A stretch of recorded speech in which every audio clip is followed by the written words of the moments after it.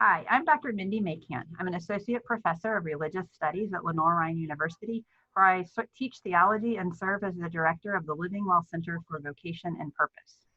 The Living Well Center seeks to make conversation about vocation central to all that we do here at Lutheran.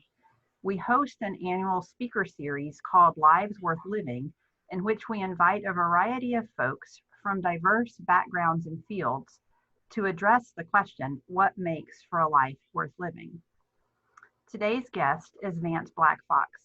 Vance is a citizen of the Cherokee Nation. He is also an alum of Texas Lutheran University and of the Lutheran School of Theology in Chicago. He is the founder and director of Other+Wise, a multi-site cultural education and immersion program for youth from across the country, as well as the creator and producer of the Vine Deloria Jr. Theological Symposium hosted annually at LSTC. Presently, he also serves as the Director of Communications for the National Native American Boarding School Healing Coalition.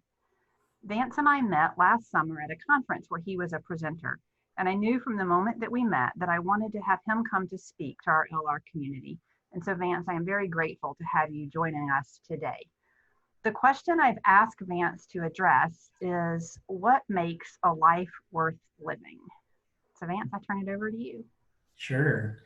Thank you, Doctor, for having me and inviting me to this space to be in virtual world with you to talk about life and how life might be worth living. I want to start by also saying Sio Galanchi Dawado.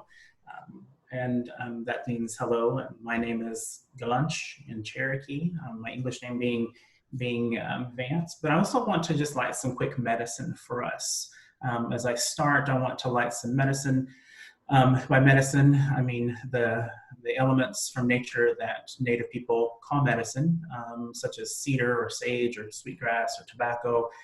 Where you folks are located in Hickory, you are in the space where we might have used tobacco or cedar more often, but I'm going to use some cedar today. As a citizen of the Cherokee Nation, the Cherokee being my culture, that'd be most appropriate. And I'll say just a quick couple of words of prayer, if that's okay with you today. Yes, thank you. So we light the medicine to purify our space, to purify our person, to call upon the Creator to be present with us, and to offer a gift to the medicine itself, to offer it as an offering to the Creator and to all of our other relatives around us. And so, Creator God, Great Spirit, we give you thanks today for the folks of Lenore Rhine and for Dr. Macan and for the opportunity to be in this circle today. Thank you for allowing us the opportunity to have conversation about life and about this journey here on creation. All these things we pray in Jesus' name. Amen. Amen. So thank you again for allowing me to be with you and to allow me to spend some time, well, first of all, invited me to spend time thinking about what makes a life worth living. And there's a variety of things that I thought about over the last few days in regard to what makes a life worth living. But immediately I started thinking about the things that are important to me culturally. And one of the first things that I think about is land. I think about Mother Earth.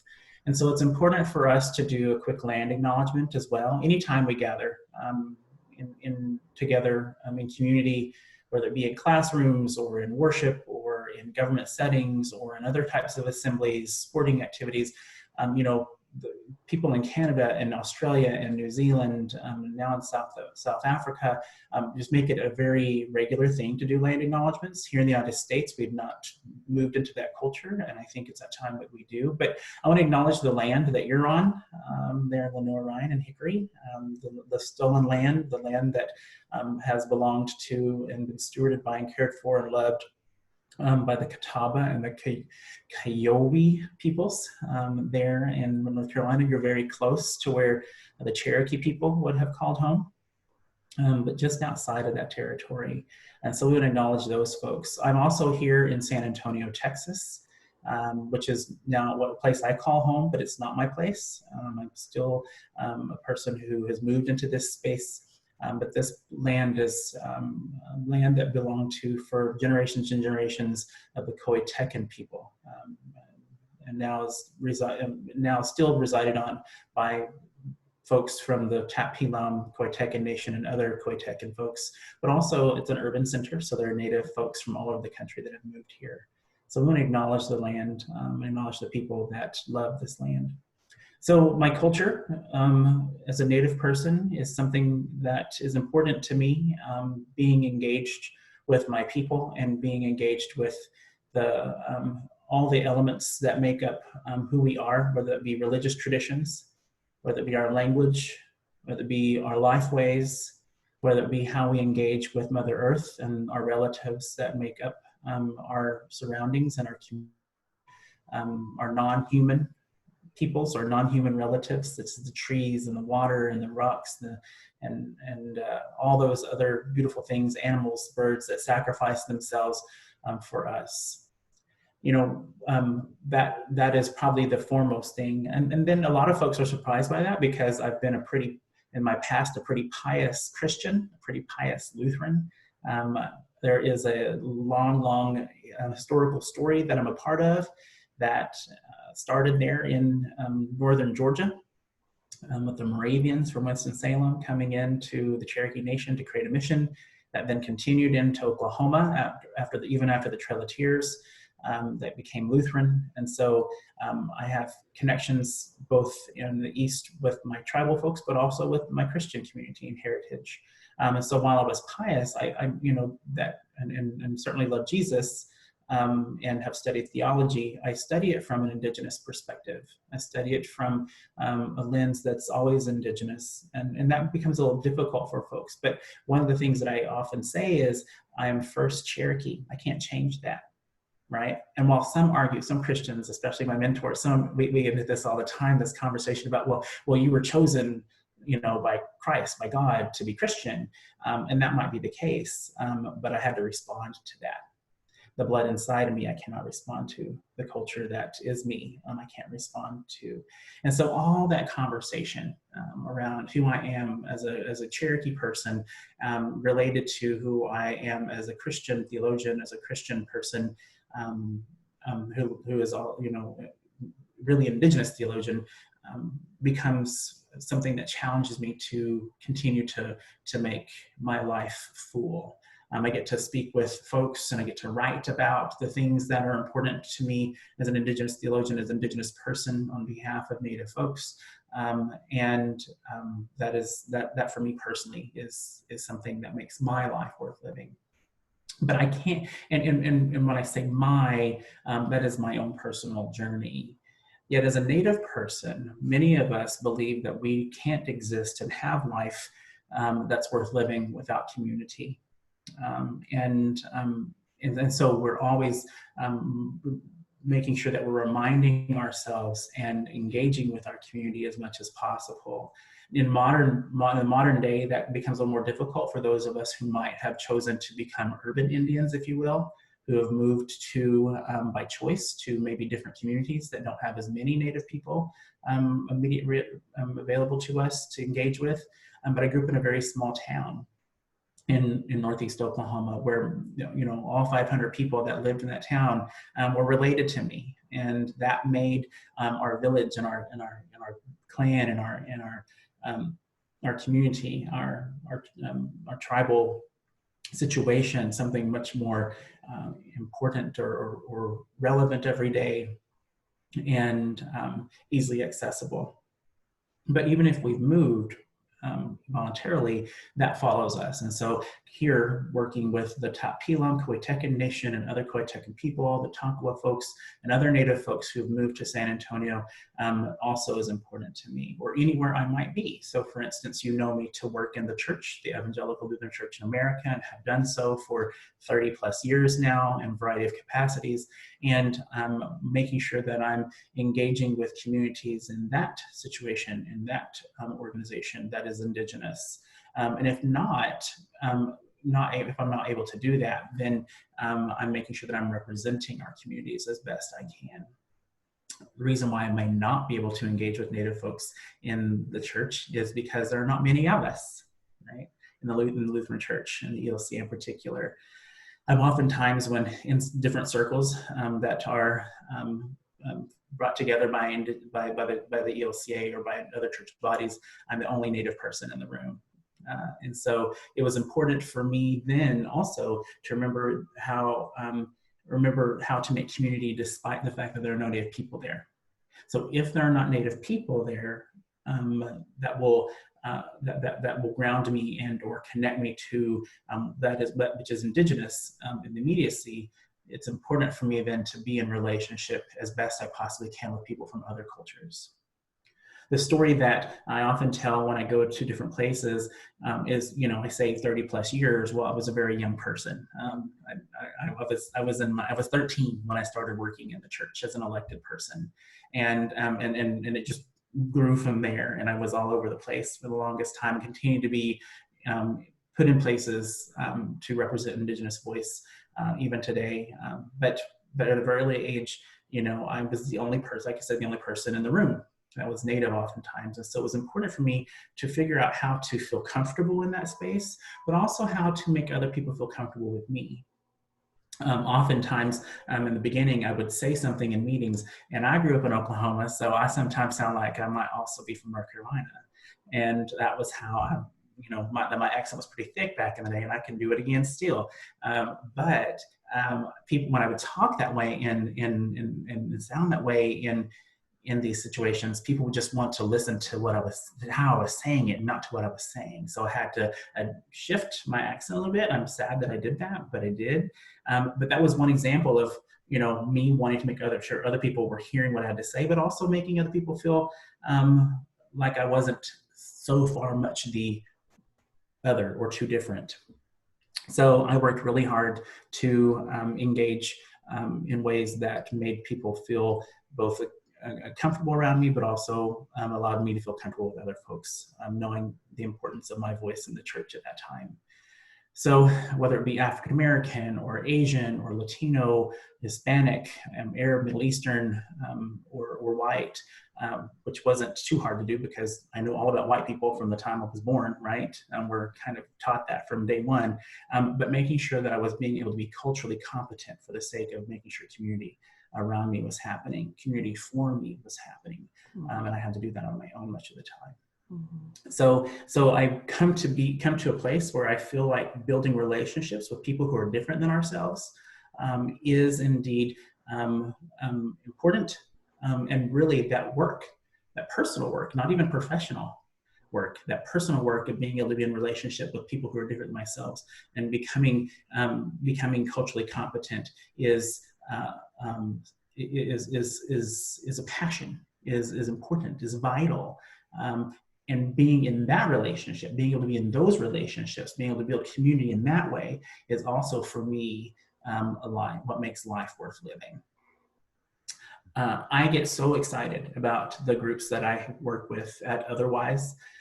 It's a cultural immersion program where we bring young people into community, whether they be church groups or student groups, to Denver or San Antonio in the borderland areas in Texas, though I have done programs in Mexico and in El Salvador and in Chicago and in Pine Ridge and Oklahoma, and a variety of other places.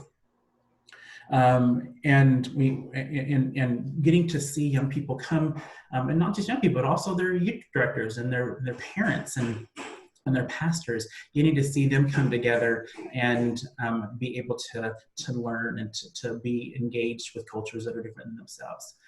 Oftentimes, what happens in our situation, if we are from the privileged cultures, in this instance, the United States, our white culture is the privileged culture, is the dominant culture. There are number-wise and power-wise and all those things that some of you may have already been discussing in your college education and hopefully before then. It's really easy for us to get comfortable. It's really easy for us to not want to venture out too far out of that comfort. And so if I know I'm surrounded by Native people all the time, I don't have to work very hard to learn about anything other, right? Anything different. I don't have to learn any wisdom that's not already automatic for me in the community that's around me. But when groups come, we expose them to cultures and take them deeper. I always ask the question, how many of you have friends that are Latino or Hispanic in your community? And there's raises of hands. Pardon the noise, I apologize. I think something's going on in the hallway. Or African American or Black, you have friends that are African American, Black, and folks raise their hands. I said, but what do you really know about them? What things might you know about them that are critical to you really knowing who they are as a person, beyond just their favorite things to do or how they express themselves physically or outwardly? And so getting folks used to asking questions, good and effective questions, is important to us. That otherwise important for me to have them asked. It's so funny because a lot of folks who come have these light bulbs that go off. Oh, that makes sense, right? Because we've given them the opportunity to ask those good and effective questions, or questions that folks are not comfortable asking because they don't want to maybe be offensive. But they're wanting not to be offensive, then it creates a dynamic that doesn't allow them to be able to build a better relationship with folks who are doing themselves. And so that for me also is something that makes life worth living, is giving other folks the opportunity to really build their skills at knowing how to engage folks who are different than themselves, so that they can be in relationship with folks, no matter where they're from, but also no matter where the person is from that they're building a relationship with. One of the things that always happens to us as Indian people is a lot of folks, especially in my community, because we had a ministry there that welcomed mission trips and service projects, right? From churches all over the Lutheran Church in particular. Every summer, from the time I was very young, I was kind of the ambassador of my little town, right? And every week there was a new white van or two that would show up full of white kids, and they would come to paint walls and to clean our campus and to clean our yards and to build roofs on our campus, whatever was needed, right? And it was an opportunity for those organizations, those churches, to come and really help their young people find a sense of calling to service learning or to service trip or mission, understanding mission. Well, I did that for 10 years, welcoming these folks as a pretty articulate, smart, cute, really talented basketball player, right, on our campus. They would come and they would just thought it was cool because it was a really good basketball player. That's more me bragging than them thinking that. But they wanted to hang out with me, and I wanted to hang out with them, and it was great. But I realized as I was getting older and moving into being a youth director, I was a youth director at the age of 18. And as after I started school, started college, and as I started figuring out what I was going to do with our young people, I realized, well, wait, this service project model maybe wasn't the healthiest model, because the groups that were coming to our town, to our villages, were coming. And when they left, they had a great time. But when they left, Vance was simply a prop in their story, and not a character.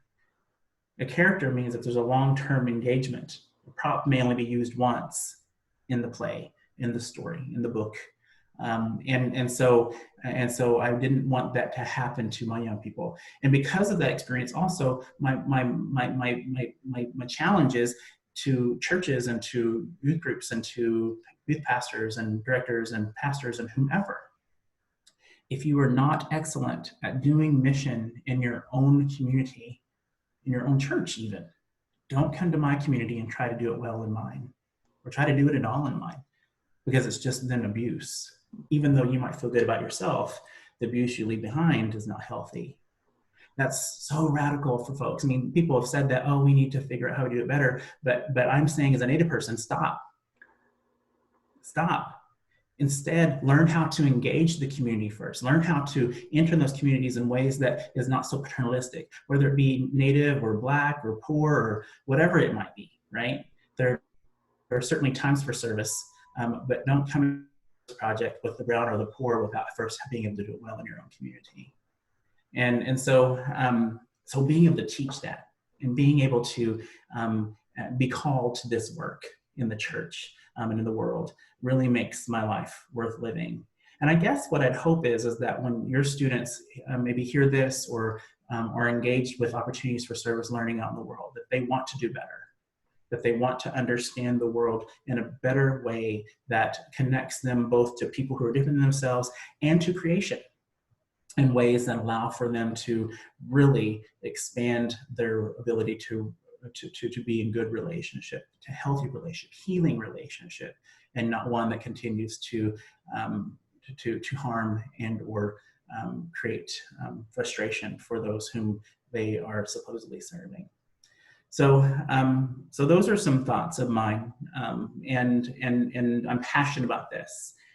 That's what makes it my life worth living. I'd like to think that there are other folks out there who might have similar call to such a journey to learn how to be in a culturally competent way in this creation, in this journey, so they might be in better relationships with people that are doing themselves.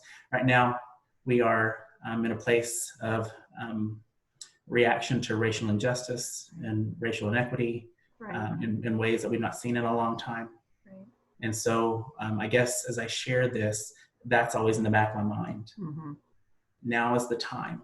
Now is the time for your students, for you, doctor, right? For me, mm-hmm. To really become more engaged with who it is that we're going to be in this world that needs us to be justice seekers and peacemakers, right, that wants to stand up with our sisters and brothers and siblings for the sake of equity and equality and justice. Who are we going to be? And I guess I'd like to think that everything I've shared thus far is an example, or examples of ways in which I teach, preach, and challenge folks to do that better. And for me, that's living, and it's exciting, and I love when the light bulbs go off. And I still have light bulbs that go off, and I still have tons of learning. I consider myself pretty culturally competent in a variety of cultures, but I still have light bulbs that go off, and I have tons of learning to do. And I need to find the wisdom. I need to go to the folks that have that wisdom and be in relationship with them so I can continue to learn from them. So that's what I have to share today. And I could go on for another, like I've told you, 2 days about all of this, but want to just share these thoughts. And maybe at some point I can come back and we can talk more about place and relationship with creation, because that's also a good subject for me to talk about life worth living in our relationship with Mother Earth. Thank you. Thank you very much. I look forward to the time when we can have you on campus, and we can maybe not let you go on for 2 days, but have several days of opportunities to have conversation, because I think that that's important conversation to keep having. And I'm very grateful to you for taking the time to talk with me today. So thank you very much. Yeah, thank you.